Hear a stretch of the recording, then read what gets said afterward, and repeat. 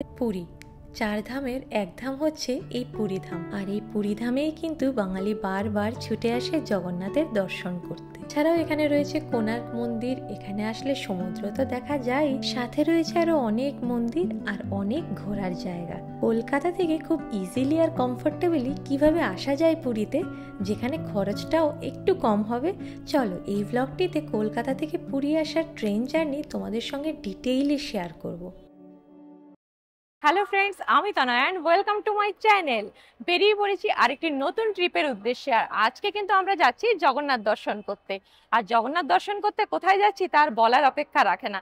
আমরা চলেছি পুরীর উদ্দেশ্যে, আর আমরা যাচ্ছি হাওড়া টু পুরী SF এক্সপ্রেসে করে। আমাদের train Howrah Puri SF express কিন্তু ছিল রাত 10:35 আর তাই জন্যই আমরা তাড়াহুড়ো করে বাড়ি থেকে বেরিয়ে পড়লাম সন্ধ্যা 6টা বাজে। কলকাতার ট্রাফিক জ্যাম সে তো সকলেরই চিরচেনা, আর তার উপরে তোমাদের ট্রিপ যদি হয় উইকডেজে, তাহলে কিন্তু অবশ্যই হাতে খানিকটা সময় নিয়েই বেরোবে হাওড়া স্টেশনের জন্য। পুরী ট্রিপের জন্য কিন্তু আমার কাছে হাওড়া পুরী SF এক্সপ্রেসই বেস্ট অপশান, কারণ এটি সকাল 7:25 পৌঁছে দেবে পুরী। বাট এছাড়াও বেশ কিছু ট্রেন পেয়ে যাবে তোমরা পুরী যাওয়ার জন্য, যেমন শালিমার থেকে কিন্তু রয়েছে শালিমার পুরী SF এক্সপ্রেস, যেটি সকালে পুরী পৌঁছে দেবে 5:10। আরও রয়েছে জগন্নাথ এক্সপ্রেস, যেটি শালিমার থেকে পুরী পৌঁছে দেবে ভোর 4:30। এছাড়া বন্দে ভারত এক্সপ্রেস তো রয়েছে, যেটি হাওড়া থেকে ছাড়বে সকাল 6:10 আর পুরী পৌঁছে দেবে কিন্তু 12:35। সকল ট্রেনের নাম, টাইম আর ফেয়ার তোমাদের সুবিধার জন্য স্ক্রিনে শেয়ার করে দিলাম।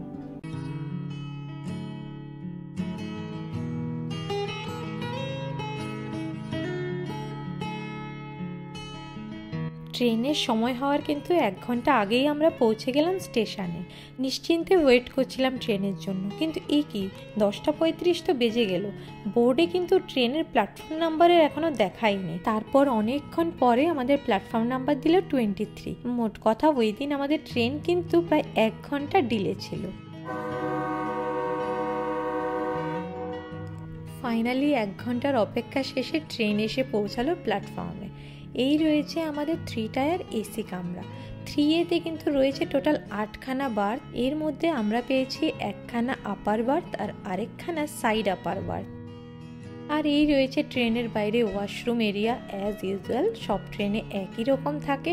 এইবার কিন্তু একটা কথা বলে দিই, যেহেতু এটি রাতের ট্রেন, তোমরা কিন্তু প্ল্যাটফর্ম থেকে বা ট্রেনে ওঠার সাথে সাথে অবশ্যই জল নিয়ে নেবে বা খাওয়া দাওয়া করে তারপরেই উঠবে, কারণ সারা রাত কিন্তু ট্রেনে তোমরা হকার্স আর পাবে না, যার জন্য জল খাবার আগে থেকে নিয়ে নেওয়াই বেটার।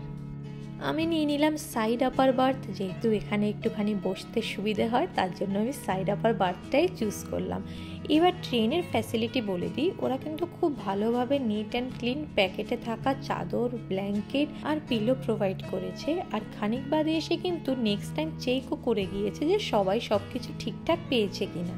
তোমাদের সঙ্গে এখানে আরেকখানা ইম্পর্টেন্ট ইনফরমেশন শেয়ার করি। তোমরা অনেকেই জিজ্ঞেস করো যে টিকিট কখন বুক করতে হয়। এইবার বলে দিই, টিকিট বুকিং ব্যাপারটা কিন্তু অনেকটাই সিজনের উপর ডিপেন্ড করে।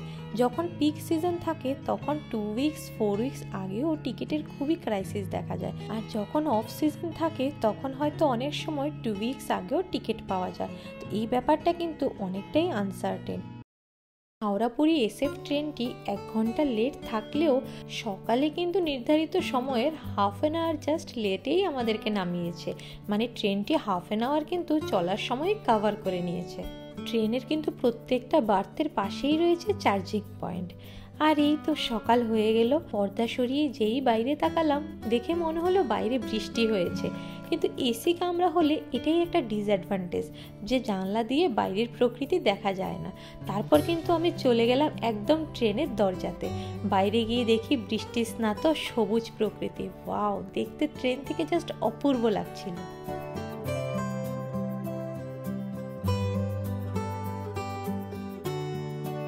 চলো, আমাদের হাতে কিন্তু আর খুব বেশি সময় নেই। সকাল 8টা বেজে গেল আর আমরা কিন্তু পৌঁছে গেছি পুরী স্টেশনে। ট্রেন থেকে নামার সাথে সাথে ওয়েদারটা অনুভব করে বুঝলাম পুরীতে খুব বেশি কিন্তু এখন গরম নেই। জেনারেলি কিন্তু পুরীতে অনেকটা গরম থাকে, কিন্তু এখন যেহেতু বৃষ্টির সিজন তাই গরমটা কিন্তু খানিকটা কম রয়েছে। আমরা এখন কিন্তু যাচ্ছি 1 নম্বর প্ল্যাটফর্মের দিকটায়। ওখান থেকে আমরা অটোতে যাব অথবা বাসে যাব, দেখা যাক কি করে যাওয়া যায়। আমরা যাচ্ছি স্বর্গদ্বারে। তোমরা চাইলে কিন্তু স্বর্গদ্বার লাইট হাউস বা ব্লু ফ্ল্যাগ বিচেও তোমাদের হোটেল নিতে পারো।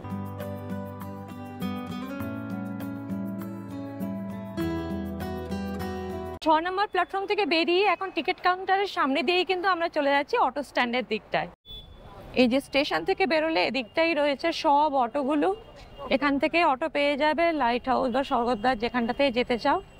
স্বর্গদ্বারের দিকটায় কিন্তু অটো ফেয়ার রয়েছে রিজার্ভ 200 টাকা করে।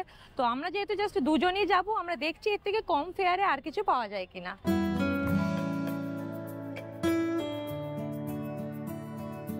আমরা এখন শেয়ারের অটো নিয়ে নিয়েছি আর আমাদের দুজনের ভাড়া পড়ছে এখানে 120 টাকা।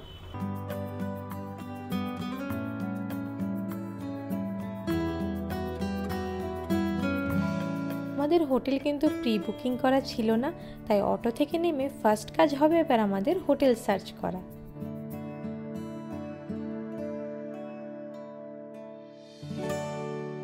খানিকটা সার্চ করার পর ফাইনালি কিন্তু আমরা আমাদের হোটেল পেয়ে গিয়েছি, আর আমাদের হোটেলের নাম হচ্ছে গোচিকার হাউস। আর এই হোটেলটি কিন্তু রয়েছে সাদে আহ্লাদে আর 16 আনা বাঙালির মাঝখানে যে গলিটি চলে গেছে ঠিক সেখানটাতেই। এখানে আমরা সিলেক্ট করে নিয়েছি একটি নন এসি রুম, আর যেটির প্রাইস পড়েছে 1500 পার ডে। এখানে স্টাফদের বিহেভিয়ার এবং আতিথেয়তা খুবই ভালোই ছিল, বাট একটা ডিসঅ্যাডভান্টেজ হচ্ছে এখানটাতে কিন্তু লিফট নেই। তো আমাদের রুমটি পড়েছে কিন্তু 3rd ফ্লোরে, যেটি কিন্তু স্টেয়ার্স নিয়ে আমাদের বারবার যেতে হয়েছিল। রুম নাম্বার রয়েছে 407, আর এই রয়েছে রুম। ফার্স্টেই রয়েছে এখানটায় ওয়াশরুম, মোটামুটি নিট অ্যান্ড ক্লিনই রয়েছে। বেডটা তো একদম ঝকঝকে তকতকে রয়েছে, দুজনের বেড। আর সাইডে ছোট করে একটা সাইড টেবিল রয়েছে। এখানটা তো উইন্ডো রয়েছে,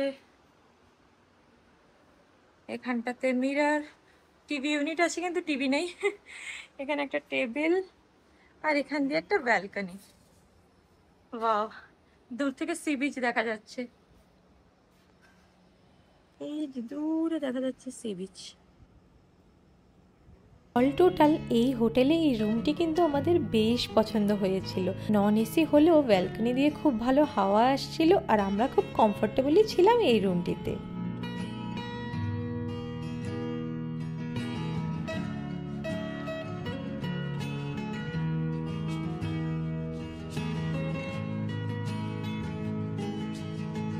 এরপর কিন্তু পেয়েছে প্রচণ্ড খিদে, তারপরে ফ্রেশ হয়ে চলে গেলাম কিন্তু বাইরে খাবারের সন্ধানে। আর আমরা চলে গেলাম সাদে আহ্লাদে।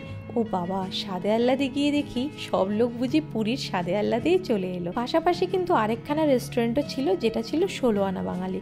বাট সাদে আহ্লাদে আর 16 আনা বাঙালি দুটোতেই ছিল উপচে পড়া ভিড়। ভাবতে পারিনি এতটা সময় ওয়েট করতে হবে, প্রায় 1 ঘন্টা আমাদের ওয়েট করতে হয়েছে খাবারের জন্য। আর তারপরে ফাইনালি খাবারগুলো যেন মনে হচ্ছিল অমৃত। হ্যাঁ, বুঝতে না পেরে কিন্তু এখানটায় অনেকটা সময়ই আমাদের নষ্ট হয়ে গিয়েছিল, কারণ আমাদের নেক্সট প্ল্যান রয়েছে কোণার্কের সূর্য মন্দির দর্শন। তারপর খাওয়া দাওয়া শেষে বেরিয়ে পড়লাম কোণার্কের সূর্য মন্দিরে। চলো, কলকাতা টু পুরী ব্লগটি তাহলে এখানেই শেষ করছি। এই ব্লগটি যদি তোমাদের ভালো লেগে থাকে তাহলে কিন্তু অবশ্যই লাইক, কমেন্ট, শেয়ার আর সাবস্ক্রাইব করতে ভুলো না। দেখা হচ্ছে আবার নেক্সট ভিডিওতে।